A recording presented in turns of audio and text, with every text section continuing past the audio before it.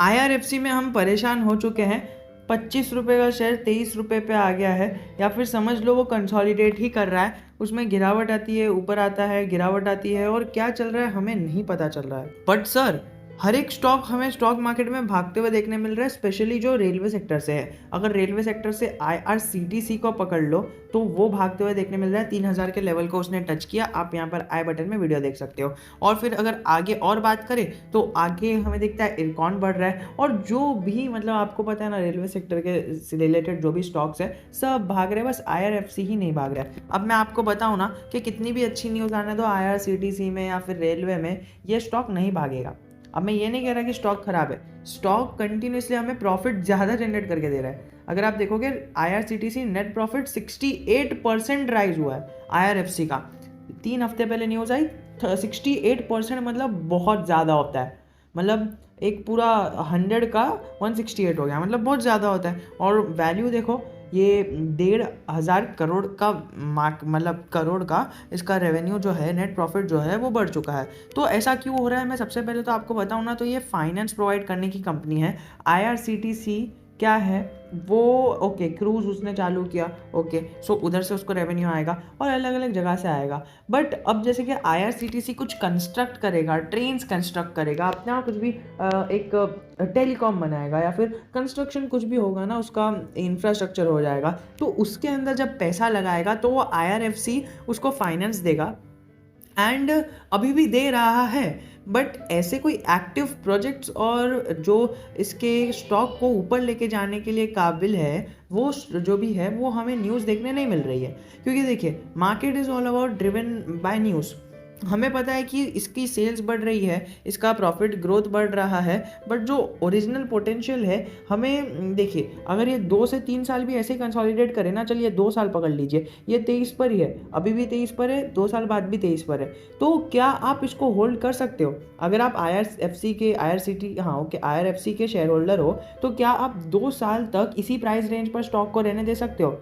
मतलब ओके, 22 पे 23 हो जाता है, फिर 23 का 30 हो जाता है, फिर से 20 पे आ जाता है।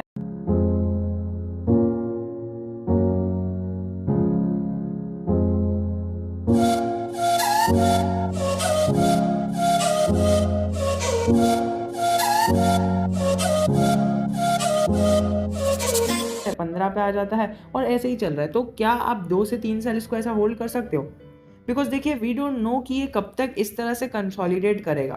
बट दोस्तों, हमें इतना पता है कि जिस दिन ये भागना चालू करेगा ना, कोई इसको पकड़ नहीं सकता है।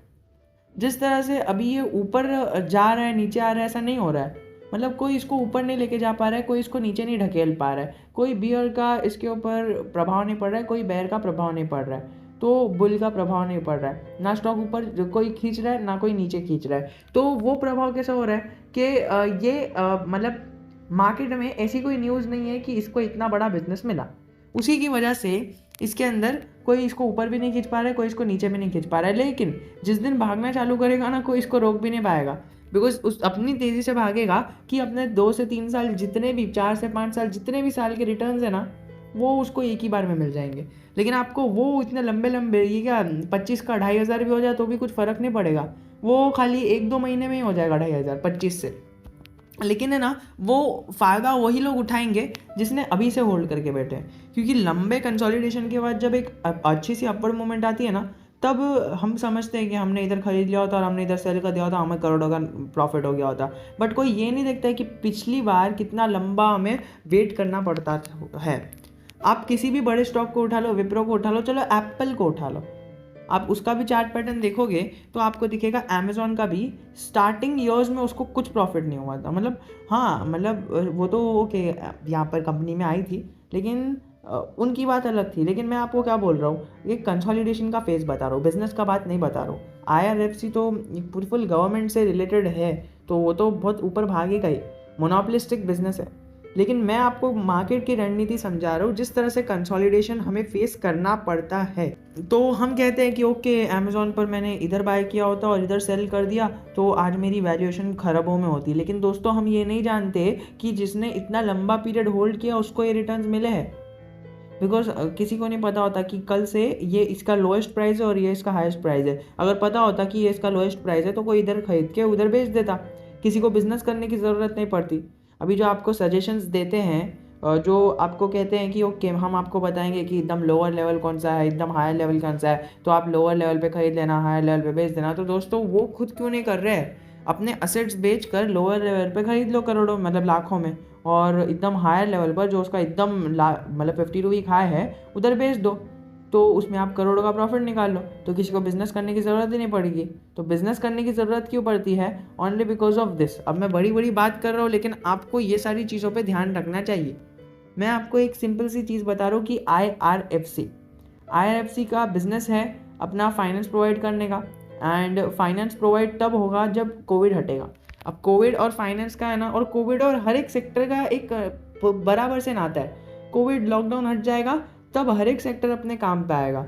जैसे कि इंफ्रास्ट्रक्चर स्टॉक में जैसे कि बड़ी पैंडेमिक होती है तो गवर्नमेंट हमेशा से ये इंफ्रास्ट्रक्चर स्टॉक में इन्वेस्ट करती है, इंफ्रास्ट्रक्चर के लिए इन्वेस्ट करती है। तो इंफ्रास्ट्रक्चर के लिए इन्वेस्ट करेगी तो वो IRCTC को भी कुछ शेयर देगी कि इतना करोड़ है, मतलब समझिए ये 150 करोड़ है, या फिर 1000 करोड़ है, 1500, 2000, 20,000 करोड़ है, इतने का आपको इंफ्रास्ट्रक्चर डेवलप करना है। या फिर IRCTC खुद इंफ्रास्ट्रक्चर डेवलप करेगी, अपने प्लेटफॉर्म्स को डेवलप करेगी, अपने ट्रेन्स को डेवलप करेगी, और कई सारे बिजनेस है उनका। आप देखोगे केटरिंग का बिजनेस है, उनका टिकटिंग का बिजनेस है, IRCTC, तो उनका इतने सारे बिजनेस है।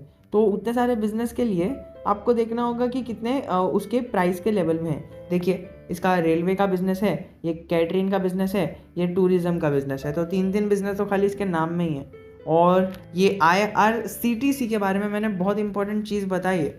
और सेकेंडली अगर आप देखो तो आज ही के वीडियो में, और दूसरी बात अगर आप देखो तो ये आप अभी तक वीडियो में हो, इसका मतलब आपको कुछ समझ में आ रहा है, और वो समझ में आ रहा है तो मैं आपको एक बोनस पॉइंट देना चाहूँगा। ये मिंट का आर्टिकल है 3 हफ्ते पहले का। 3 हफ्ते पहले का तो हमें इतना कुछ फ़र्क नहीं पड़ेगा, बिकॉज IRCTC के लिए नहीं देख रहे हम, IRFC के लिए देख रहे हैं। और IRFC का स्टॉक 6 महीने पहले जितना था उतना ही 3 हफ्ते पहले भी है, और अभी भी उतना ही है। अगर आप देखोगे मार्केट्स लाइकली टू कंसोलिडेट, और उसका स्टॉक का नाम किसका दिया है? Future group. ओके, हमें तो पता है अमेजॉन और फ्यूचर ग्रुप का हो रहा है, इसीलिए फ्यूचर ग्रुप और रिलायंस नीचे ही है, कंसोलिडेट ही कर रहे हैं। ऑल दो अभी रिलायंस ने तेज़ी पकड़ी है, लेकिन हम उसको छोड़े तो फ्यूचर ग्रुप तो मंदी में ही चल रहा है, और अमेजॉन का तो छोड़ ही दीजिए। तो अमेजॉन की वजह से फ्यूचर ग्रुप मंदी में चल रहा है। सेकेंडली ONGC ने हमें इतने सालों में ना नेगेटिव रिटर्न्स दिए हैं।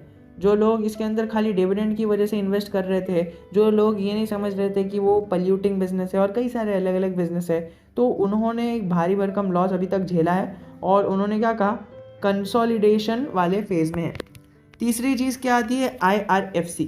अब IRFC इतना बड़ा स्टॉक है और उसको फ्यूचर रिटेल वाले ग्रुप में, बोलिए फ्यूचर वाले ग्रुप में यहाँ पर रखा है, और ONGC की कैटेगरी में रखा है। मतलब जिस तरह की ये स्टॉक से इस तरह का ये भी स्टॉक कंसोलिडेट कर सकता है, और वही हुआ दोस्तों।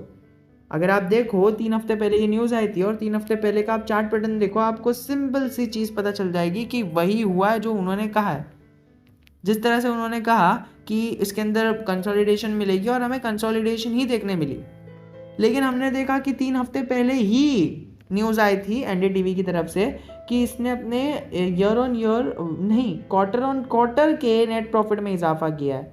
मतलब जून क्वार्टर के पहले जो क्वार्टर था उसके पहले इसने 68% का इजाफा दिया है प्रॉफिट्स में, अपवर्ड मूवमेंट दी है। लेकिन फिर भी उन्होंने प्रेडिक्ट कर ही दिया था कि स्टॉक कंसोलिडेट करेगा। अब मैं ये नहीं कह रहा कि ये लोग जो कहते हैं वो सही होता है, बट हमें एक न्यूज़ को एनालाइज करना होता है कि वो एक्सपर्ट ने कहा तो क्यों कहा। हमें बस क्यों का आंसर चाहिए रहता है। Burger king, IRFC, ONGC, HAL और ये जो भी स्टॉक्स है, ये स्टॉक्स को 3 हफ्ते पहले फोकस पे रखने बोला था, ओनली बिकॉज इसका रिजल्ट आने वाला था। रिजल्ट आ गया, रिजल्ट आने के बाद भी कहा गया कि बस IRFC इतना बढ़ने नहीं वाला है, और वही हुआ। मैं भी आपको कह रहा हूँ कि अगर आपका एकदम लंबे समय का इन्वेस्टमेंट है ना, तो इसको मतलब अगर आपने बाय किया तो भूल जाओ, ये स्टॉक आपके पोर्टफोलियो में है भी। 6 से 7 साल बहुत ही लंबा समय होता है, लेकिन आप कर सकते हो। 6 से 7 साल बाद जब ही एक बार ये स्टॉक उछाल देगा, सारे पिछले सालों की मेहनत बर्बाद कर देगा।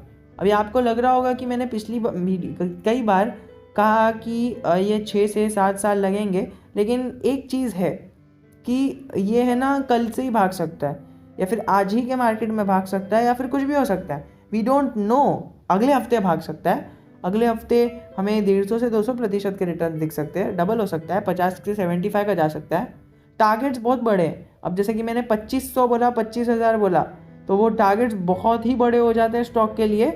तो आपको पहले देखना होगा कि 2500 का टारगेट नहीं, आपको पहले 25 है ना, तो 50 का टारगेट लेना पड़ेगा। नज़दीक नज़दीक का टारगेट अचीव होगा तभी तो ऊपर का टारगेट अचीव होगा ना। ऐसा थोड़ी है कि ऊपर का टारगेट अचीव हो रहा है और पहले वाला टारगेट अचीव ही नहीं हो रहा है। मतलब 25 का स्टॉक, ऐसा थोड़ी होगा कि 2500 पहुंच गया लेकिन 50 नहीं पहुंचा। तो पहले 50 पहुंचेगा, बाद में 2500 पहुंचेगा। तो हमें पहले स्टार्टिंग के टारगेट्स अपने ही हिसाब से एक राउंड फिगर में कैलकुलेट करने रहते हैं कि ओके, पहला मेरा टारगेट, एक एजेंसी ने 2500 का टारगेट दिया है, लेकिन मैं पहला टारगेट लूँगा 50 का। किसी एजेंसी ने 25 का 75 का टारगेट दिया है, 25 रुपये का स्टॉक है, 75 का टारगेट दिया है, नहीं, मेरा टारगेट सबसे पहला होगा 50 का। ऐसा अगर आप खुद को टारगेट्स देने लगोगे ना शॉर्ट टर्म में, और वो अचीव होते हुए दिखेंगे, तो आप मेंटली थोड़ा सा एक गुड वे में रहोगे एंड आप इन्वेस्टिंग को गुड मानने लगोगे। सो यही था आज की वीडियो में। I am always just a comment away from you. If you have any doubt, just drop below your comments and I will definitely reply.